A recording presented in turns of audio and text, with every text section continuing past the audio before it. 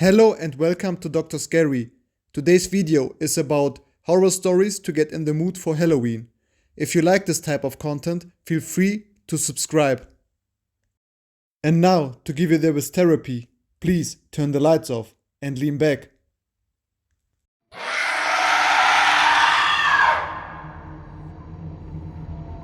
One year, over Halloween, I was visiting my cousins.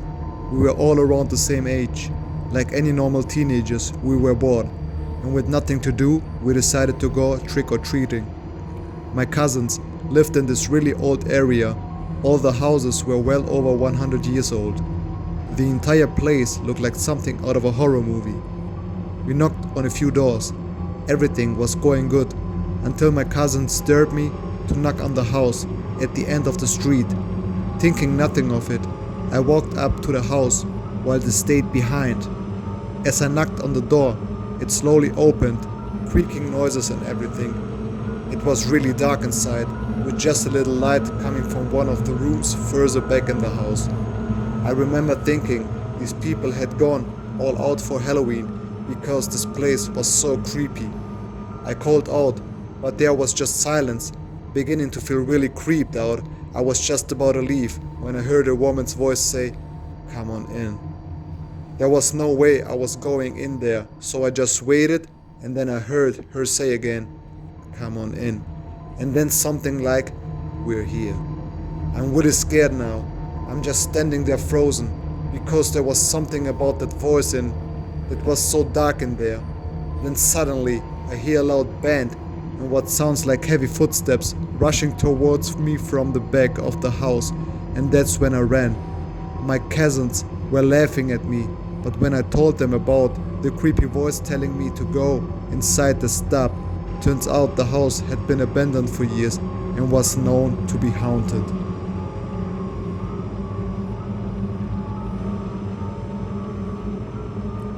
My dad had bought a pistol from a friend of his, a real weird guy, for my mom to use at the house for home protection. He was gone all the time, and we had started to have some people messing around the house at night, so she accepted it even though she doesn't really like guns. For some reason, she kept it under the bed.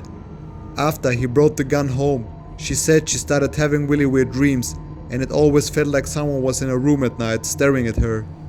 After a while, she said she started getting woken up by what felt like someone kicking the mattress from underneath the bed. This really wigged her out because there was no one in the room.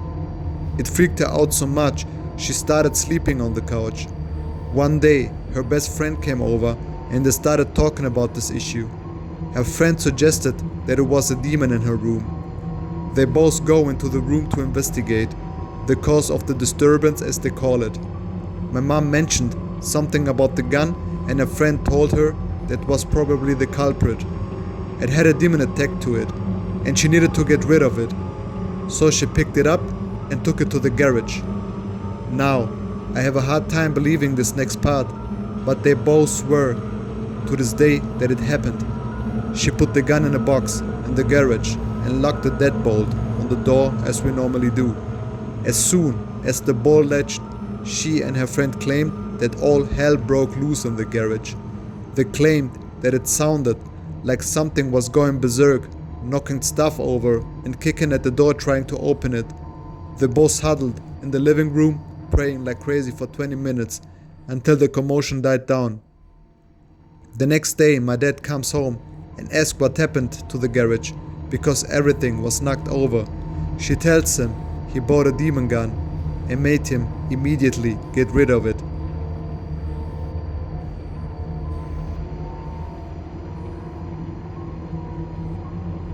When I was 8, my family moved into an old colonial that was built in 1810. My father still lives there. Until I was 17, before I fell asleep, I would feel pressure next to me if someone sat down on the bed next to me. This would always be accompanied with a feeling of increased pressure in the air. Although I knew this probably didn't happen to everyone, I didn't think about it much. Until I got a cat. He was a present for my 12th birthday. Each night, he would sag out on the bed near my feet. Each night, he would bolt from a dead sleep and glare at something in the doorway before hightailing it out there. A few moments later, the pressure would return. Again, while this was a weird thing to happen, I didn't really question it. Maybe the cat was just neurotic. I didn't talk about this nightly occurrence to anyone. However, I did prefer this feeling presence, what have you, as Charlotte. So one day in the summer, when I was 13, an elderly man and his middle-aged daughter pull up to our house and explain that the father lived in the house with his hound while he was a boy and that he raised his family there for a few years. They had been visiting my family in the neighborhood and they wondered if they could take a tour for old time's sake. My mom said sure. She, my sister and I led them around the house and they recalled different memories. Afterward, my mom asked them if they remembered strange occurrences or stories about the house, like ghosts. The old man asked and chuckled. His daughter became very quiet and said firmly, "It's not funny, Dad." The man explained that everyone who slept in one bedroom felt a little unsettled, and his daughter interrupted to say that she always felt as if someone sat on the edge of the bed and she tried to keep to sleep. Her father said they used to joke that it was just a sound looking out for them, his Aunt Charlotte. This confirmed what I had never admitted to myself. I had a freaking ghost that basically tucked me in at night for the previous 5 years. Still, going to bed was never freaky or scary. I just tried to ignore the feeling when it came. Until one night when I was 16, my parents had been going through a weird patch in their marriage. I was feeling depressed and in general it was a weird year. I went to bed. After about 20 minutes the cat took his typically bolting exit from the bed and I felt the familiar pressure on my side.